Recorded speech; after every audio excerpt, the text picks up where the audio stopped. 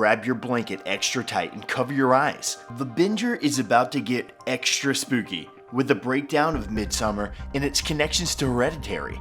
A warning to our viewers, this video is not for the faint of heart, and those wishing to remain spoiler-free. Nothing is off limits in this latest video from the Binger.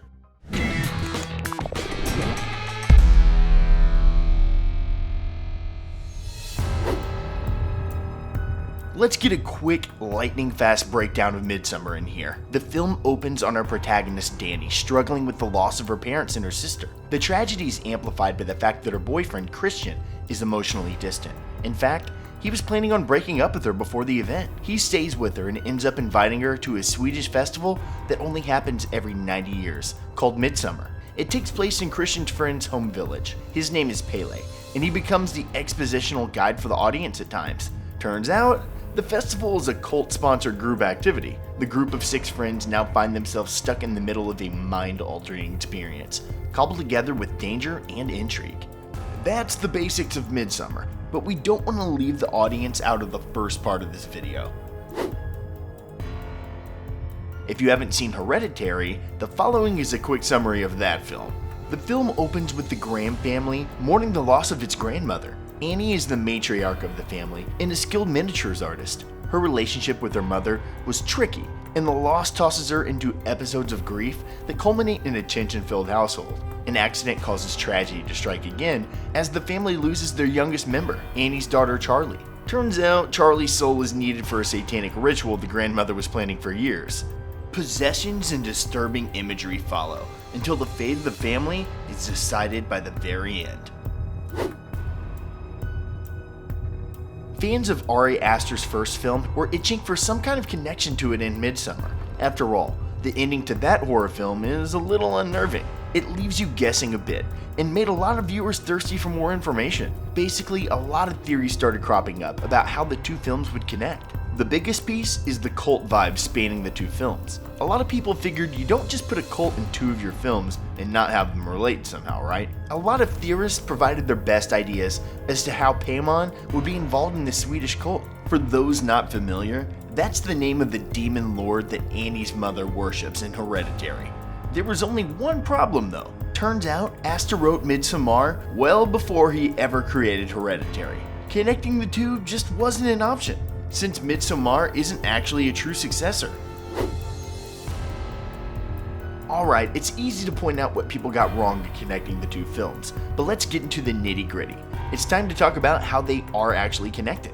Aster contends the two are related spiritually and thematically. The symbols and characters aren't related in any way, shape, or form. However, the conflicts and arcs they go through are definitely connected. In other words, the films are very much about the same thing. On one hand, Hereditary is about family and that relationship's response to grief. On the other hand, Midsommar is about a breakup waiting to happen and the way grief affects it. Grief is the buzzword that thematically builds a bridge between the two films. Aster puts it in a different way though. He claims both films look at codependency and what it does to our raw emotional state.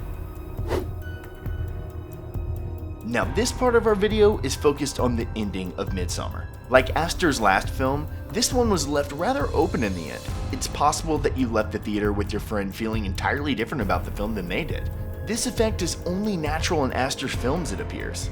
We don't want to call it a trend after just 2 movies, but it certainly feels like that's the case.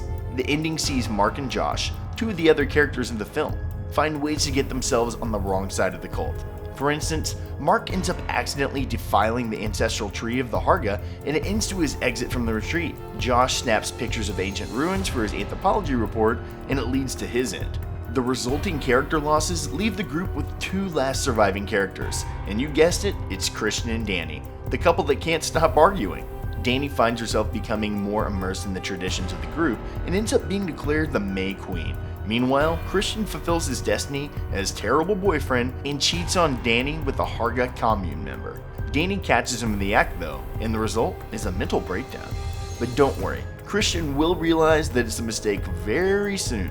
It turns out the cult needs to make 9 sacrifices to make up for their evil deeds, and is a way of closing the summer festival. The trick to the end is they already have 8 sacrifices ready. The last one is chosen by the May Queen.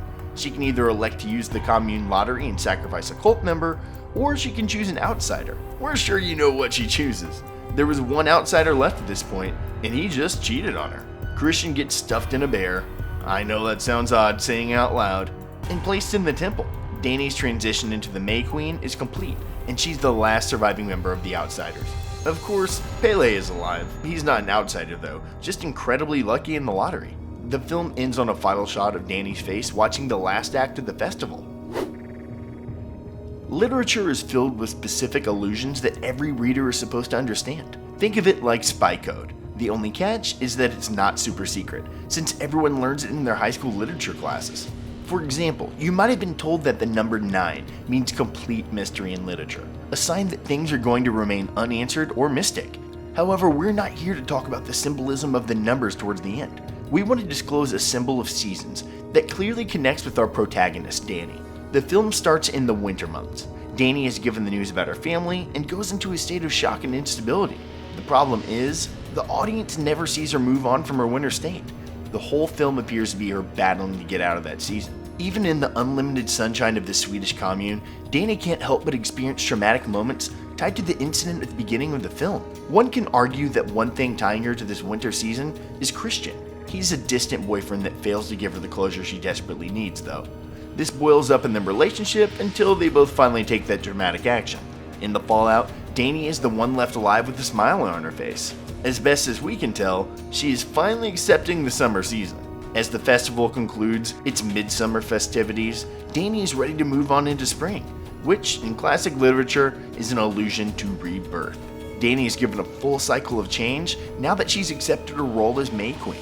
The seasons are finally taking their effect on her emotional state again. All it took was a bunch of strange, cold activities to get her there. The cloud hanging over both of Aster's films is grief. We touched on it earlier, but it plays a huge part in this ending. Here, the idea of grief is a foreign concept. The commune doesn't mourn the members lost to the lottery system. The entire event gives Dany a new perspective on life, and the opposite of life. If she is to heal from the trauma haunting her, she'll need to find a way to move on. The problem is, the people helping her move on have a twisted view of the entire cycle of life. Still, they're the ones that actually listen to Dany. It makes sense that Dany is smiling at the end and decides to accept her new life. She won't feel grief over Christian. She doesn't need to, because her belief system is changing. She's drinking the Harga Kool-Aid. It's a common character turn in Aster films. The links that hold the relationships together are forced apart so that a new way of perceiving life can enter. None of those new ways of dealing with things are natural at all. So maybe it's Aster's way of saying those who don't work through these feelings naturally will find that they manifest themselves in unhealthy ways down the road. It's a stretch, but it's certainly possible that that's what he's getting at with this ending. We've alluded to it already a few times in this video, but it's time to talk about the final shot of the film. Sometimes the last shot says a lot about the film's themes and the final resolutions. It's not a rule every movie follows, but it's safe to say Midsommar abides by it. The final shot shows Dany go through the full gambit of emotions, finally settling on laughter and childlike joy.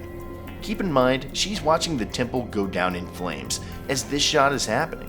She's literally laughing like a kid at a bonfire watching it. There's a lot of ways somebody can take that. While Aster does see it as a total liberation from normal sanity, he believes that Dany is aware of Christian being in the temple. She's seeing it in a new light and interpreting the events in a new, twisted way. To put it another way, Aster sees it as a confusing moment that's meant to leave the audience unsettled about how Dany is taking it. The reason for that is because Dany isn't sure how to feel either. She's disconnected from the natural way of processing things at this point.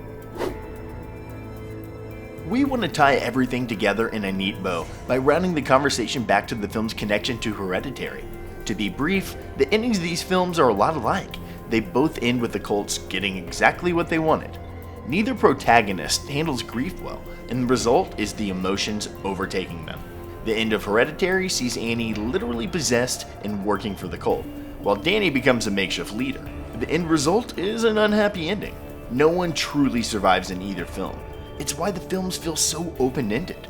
Audiences expect a survivor in horror films, so when the writer fails to give you a survivor, you're left wanting more and expecting more details.